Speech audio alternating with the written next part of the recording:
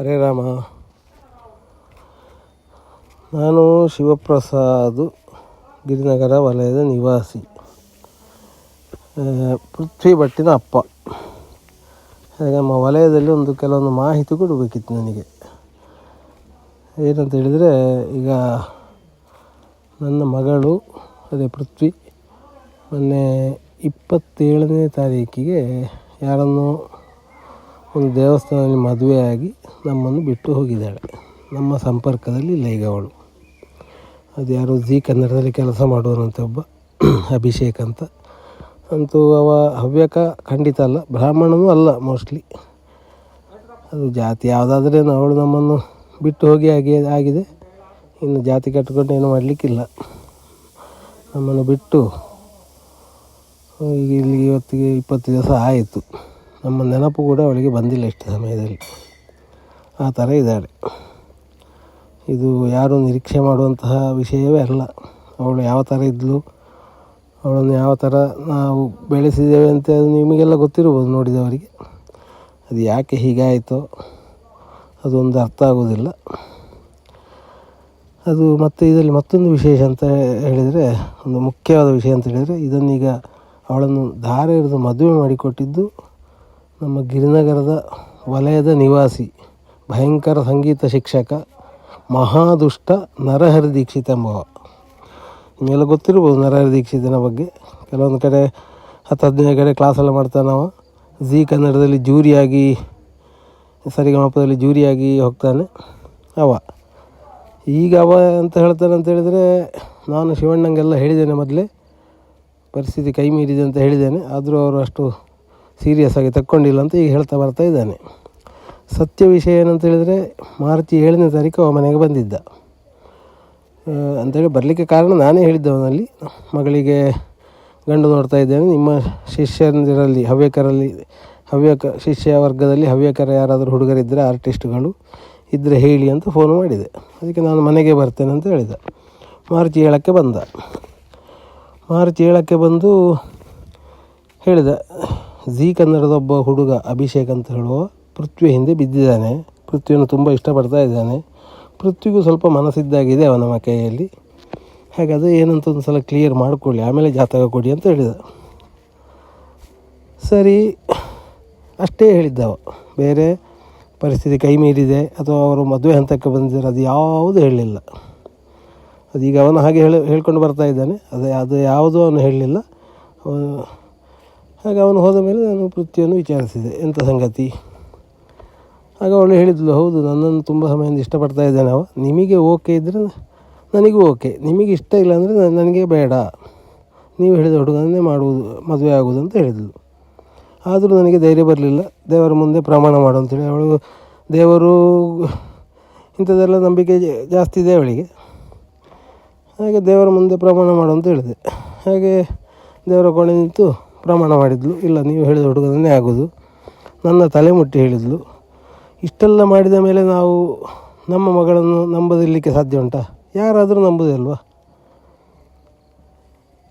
ಹಾಗೆ ಅವಳನ್ನು ನಂಬಿದೆವು ನಾವು.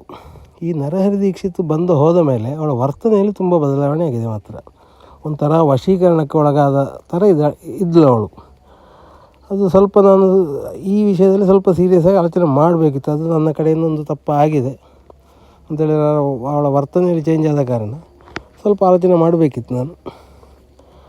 ಅದೊಂದು ಮಿಸ್ಟೇಕ್ ಆಗಿದೆ ಪಕ್ಕ 100%. ಹಾಗೆ 20 ದಿವಸದಿಂದ ಹಾಗೆ ಇದ್ಲು. 27ನೇ ತಾರೀಕು ಬೆಳಿಗ್ಗೆ ಒಂದು ಸ್ಟುಡಿಯೋದಲ್ಲಿ ರೆಕಾರ್ಡಿಂಗ್ ಇದೆ ಅಂತೇಳಿ ನಾನೇ ಬಿಟ್ಟು ಬಂದಿದ್ದು ಸ್ಟುಡಿಯೋಕ್ಕೆ. ಹೋದ್ಲು. ಮಧ್ಯಾಹ್ನ 3 ಗಂಟೆಗೆ ನಂದಿನಿ ಲೇಔಟ್ ಸ್ಟೇಷನಿಂದ ಫೋನ್ ಬಂತು ನನಗೆ. ನಿಮ್ಮ ಪೃಥ್ವಿ ಭಟ್ಟು ನಿಮ್ಮ ಮಗಳ, ಅವಳೊಬ್ಬ ಅಭಿಷೇಕ್ ಅಂತ ಹುಡುಗನನ್ನು ಮದುವೆಯಾಗಿ ಇಲ್ಲಿ ಬಂದೇಳಿ ನಿಮ್ಮ ಮನೆಗೆ ಬರ್ತಾರಂತೆ. ನಾನು ಹೇಳಿದೆ, ಬೇಡ, ಮನೆಗೆ ಬರೋದು ಬೇಡ. ಯಾವಾಗ ಇಷ್ಟು ದೊಡ್ಡ ಮೋಸ ಮಾಡಿ ಹೋಗಿ ಮದುವೆ ಆದಲೋ ಅವಳು ಮತ್ತೆ ಮನೆಗೆ ಬರೋದು ಯಾಕೆ? ನಾನಾದರೂ ಸ್ವಲ್ಪ ಇದಿದ್ದು, ನನ್ನ ಹೆಂಡತಿ ಅಂತೂ ಸಿಕ್ಕಾಪಟ್ಟೆ ಇದಿದ್ದಾಳೆ. ಅವಳ ಬಗ್ಗೆ ಭಾರಿ ಸ್ಟ್ರಾಂಗ್ ಆಗಿದ್ದಾಳೆ ಅವಳು. ಸಾಧ್ಯವೇ ಇಲ್ಲ, ಮನೆಗೆ ಬರೋದು ಬೇಡ, ಮನೆಗೆ ಬಂದರೆ ಇಲ್ಲಿ ಗಲಾಟೆ ಆಗುತ್ತೆ ಅಂತ ಹೇಳಿದೆ. ಸರಿ ಅಂತೇಳಿ ಹಾಗೆ ಅವರು ಹೋದವರು ಮತ್ತೆ ಸುದ್ದಿ ಇಲ್ಲ. ಮತ್ತು ಈ 20 ದಿವಸದಲ್ಲಿ ನಮ್ಮ ಒಂದೆರಡು ಸಲ ಫೋನ್ ಮಾಡಿದ್ಲು, ಸಾರಿ ಅಪ್ಪ ಅಮ್ಮ ಅಂತ. ಅದು ಬಿಟ್ಟರೆ ಬೇರೆ ಯಾವುದೇ ಕಾಂಟ್ಯಾಕ್ಟ್ ಇಲ್ಲ. ಅದು ಮರುದಿವಸ ಅವಳು ನನ್ನ ಅಕ್ಕನ ಮಗ ಫೋನ್ ಮಾಡಿದಾಗ ಅವಳು ಹೇಳಿದ್ಲಂತೆ, ಇದು ದಾರಿ ಹಿಡಿದಿದ್ದು ನರಹರಿ ದೀಕ್ಷಿತ್ ಅಂತ. ಅದು ಮರುದಿವಸ ಗೊತ್ತಾಯಿತು ನಮಗೆ. ಅದು ನಮಗೆ ಭಯಂಕರ ಆಘಾತ ಆಯಿತು ಮಾತ್ರ. ಈ ಮಗಳು ಮಾಡಿದ ಈ ತಪ್ಪಿನಿಂದಲೂ ದೊಡ್ಡ ಆಘಾತ ಆಯಿತು ನಮಗೆ ಈ ವಿಷಯ ತಿಳಿದು. ನಮ್ಮ ಹವ್ಯಕ ಸಮಾಜದಲ್ಲೇ ಇದ್ದುಕೊಂಡು, ನನಗೆ ತುಂಬ ಕ್ಲೋಸು ಇದ್ದಾವ, ನಾವು ಗೊತ್ತಿರೋರಾಗಿಕೊಂಡು ಹವ್ಯಕ ಸಮಾಜದಲ್ಲೇ ಇದ್ದುಕೊಂಡು ನಮಗೆ ಒಂದು ಮಾಹಿತಿಯನ್ನು ಕೊಡದೆ, ಅವ ಜೀ ಕನ್ನಡದಲ್ಲಿ ಕೆಲಸ ಮಾಡ್ತಾನಲ್ಲ, ಆ ಜೀ ಕನ್ನಡದಲ್ಲಿ ಏನೋ ಒಂದು ಲಾಭ ಕಂಡಿದ್ದಾನೆ ನಾವು, ಅದು ಏನಂತ ಗೊತ್ತಿಲ್ಲ. ಇಲ್ಲದ್ರೆ ಸುಮ್ಮನೆ ಯಾರು ಹಾಗೆ ಮಾಡ್ತಾರೆ. ನಮಗೆ ಯಾವುದೇ ಮಾಹಿತಿ ಕೊಟ್ಟಿಲ್ಲ. ಈಗ ಅಟ್ಲೀಸ್ಟು 27ನೇ ತಾರೀಕು ಬೆಳಿಗ್ಗೆ ಅವನಿಗೆ ಸುದ್ದಿ ಬರ್ತದಲ್ಲ, ಆಗ ಹೇಳ್ಬೋದಿತ್ತಲ್ಲ ಅವನಿಗೆ, ಹೀಗೆ ಪರಿಸ್ಥಿತಿ ಕೈ ಮೀರಿದೆ ಶಿವಣ್ಣ, ದಾರ ಎರೆದು ಕೊಡಿ, ಮದುವೆ ಮಾಡಿ, ಏನಾದ್ರು ಒಂದು ಬೇಕಿತ್ತಲ್ಲ, ಮಾಹಿತಿ ಕೊಡಬೇಕಿತ್ತಲ್ಲ. ನಮಗೆ ನಮ್ಮ ಜೀವಮಾನದಲ್ಲಿರುವಂಥ ಒಂದೇ ಒಂದು ದಾರ ಎರೆದು ಮದುವೆ ಮಾಡುವಂಥ ಅವಕಾಶವನ್ನೇ ಕಿತ್ಕೊಂಡಲ್ಲವ. ಜೀ ಕನ್ನಡದವರು ಹೇಳಿದ್ರು ಅಂತ ಹೇಳಿ ದಾರ ಎರೆದದ್ದಂತೆ. ಆದರೆ ಇದಕ್ಕೆ ಅರ್ಥ ಇದೆಯಾ? ನಮ್ಮ ಹವ್ಯಕ ಸಮಾಜ ಇವನನ್ನು ಕ್ಷಮಿಸ್ತದೆಯಾ? ಇವನಿಗೆ ಕ್ಷಮೆ ಇದೆಯೇ ಅವನಿಗೆ? ಆದ್ದರಿಂದ ನನ್ನ ಗಿರಿನಗರ ವಲಯ, ನನ್ನ ಬಾಂಧವರು, ದಯವಿಟ್ಟು ಇವನ ಬಗ್ಗೆ ಸ್ವಲ್ಪ ಜನರಿಗೆ ತಿಳಿಸಿ ಹೇಳಿ. ಈಗ 10-15 ಕಡೆ ಕ್ಲಾಸ್ ಮಾಡ್ತಾನೆ, ಅಲ್ಲಿಗೆ ಬರುವ ಹೆಣ್ಣು ಮಕ್ಕಳನ್ನು ಇನ್ನು ಬೇರೆ ಯಾವುದೋ ಎಲ್ಲೋ ಒಂದು ಲಾಭಕ್ಕಾಗ ಹೀಗೆ ಮಾಡಲಿಕ್ಕಿಲ್ವ? ಅವನ ಮೇಲೆ ಏನು ಗ್ಯಾರಂಟಿ? ನಾನು ಗಿರಿನಗರ ವಲಯದಲ್ಲಿದ್ದುಕೊಂಡು ಮಠಕ್ಕೆ ತುಂಬ ನಿಷ್ಠಾವಂತ, ಎಲ್ಲ ಕಾಣಿಕೆ ಅದು ಇದು ಎಲ್ಲವೂ ಕೊಡ್ತಾ ಇರ್ತೇನೆ. ಅದು ಬೇಕಿದ್ರೆ ನಮ್ಮ ಶ್ರೀಪಾದಣ್ಣ ಹಂಸಗಾರ ಅವರಲ್ಲಿ ಕೇಳಿ. ಅದೇ ಈ ನರಹರಿ ದೀಕ್ಷಿತ್ ಮಠಕ್ಕೆ ಎಷ್ಟು ನಿಷ್ಠಾವಂತ ಅಂತ ಅವರ ಗುರಿಕಾರಲ್ಲಿ ಕೇಳಿ ತಿಳಿಯಿರಿ ಬೇಕಿದ್ರೆ. ಅವ ಏನಾದರೂ ಒಂದು ಮಠದಿಂದ ಲಾಭ ಇದ್ದರೆ ಮಾತ್ರ ಮಠಕ್ಕೆ ಬರ್ಬೋವನು ಅವನು, ನಾನು ತಿಳಿದ ಹಾಗೆ. ಅಂಥವ ನಮ್ಮ ಸಮಾಜದಲ್ಲಿ ಇದ್ದಾನೆ ನೋಡಿ. ಈಗ ಇಷ್ಟು ಮಾಡಿದ್ದನ್ನು ನಾವು ನೋಡಿಕೊಂಡು ಸುಮ್ಮನೆ ಇರೋದು ಅಂತ ಹೇಳಿದ್ರೆ ಅದಕ್ಕೆ ಅರ್ಥ ಇದೆಯಾ? ನಮ್ಮ ಹವ್ಯಕ ಸಮಾಜವನ್ನು ಕ್ಷಮೆ ಇದೆಯೇ ಅವನಿಗೆ? ಅದರಿಂದ ನಮ್ಮ ಮೇಲೆ ಸ್ವಲ್ಪ ಸಹಾನುಭೂತಿ, ಕನಿಕರ ಇದ್ದರೆ ನೀವು ಮಾಡಬೇಕಾದ ಒಂದೇ ಕೆಲಸ, ಅವನ ಬಗ್ಗೆ ಇಡೀ ಬೆಂಗಳೂರು ಹವ್ಯಕರಿಗೆ ಅವನ ಬಗ್ಗೆ ತಿಳಿಸಿ. ಅವ ಇಂಥ ನೀಚ ಕೆಲಸ ಮಾಡಿದ್ದಾನೆ, ನಮ್ಮ ಹವ್ಯಕ ಸಮಾಜದಲ್ಲಿ ಇಂಥ ನೀಚ ಕೆಲಸ ಮಾಡಿದ್ದಾನೆ, ಅಟ್ಲೀಸ್ಟ್ ನೆಕ್ಸ್ಟ್ ಆಗುವ ದುರಂತಗಳನ್ನಾರು ತಪ್ಪಿಸಬಹುದು. ನಮ್ಮ ಹವ್ಯಕ ಹುಡುಗಿಯರು ಎಷ್ಟೋ ಜನ ಅವನ ಕ್ಲಾಸಿಗೆ ಹೋಗ್ತಾರೆ, ಹವ್ಯಕ ಅಲ್ಲದವರು ತುಂಬ ಜನ ಬರ್ತಾರೆ. ಆದ್ದರಿಂದ ನಮ್ಮ ಹವ್ಯಕರಿಗೂ ಹವ್ಯಕ ಅಲ್ಲದವರಿಗೂ ಎಲ್ಲರಿಗೂ ಈ ಒಂದು ವಿಷಯವನ್ನು ತಿಳಿಸಿದರೆ ಒಳ್ಳೆಯದು. ಸಮಾಜಕ್ಕೆ ಮುಂದೆ ಸಮಾಜಕ್ಕೆ ಒಳ್ಳೆಯದು. ಹಾಗೆ ನಾನು ಇದನ್ನು ಮಾಡಲಿಕ್ಕೆ ಉದ್ದೇಶ ಅಂತ ಹೇಳಿದರೆ, ಒಬ್ಬೊಬ್ಬರು ಒಂದೊಂದು ಥರ ಫೋನ್ ಮಾಡಿ ಕೇಳ್ತಾಯಿದ್ರು ವಲಯದಿಂದ, ಇವರೆಲ್ಲ.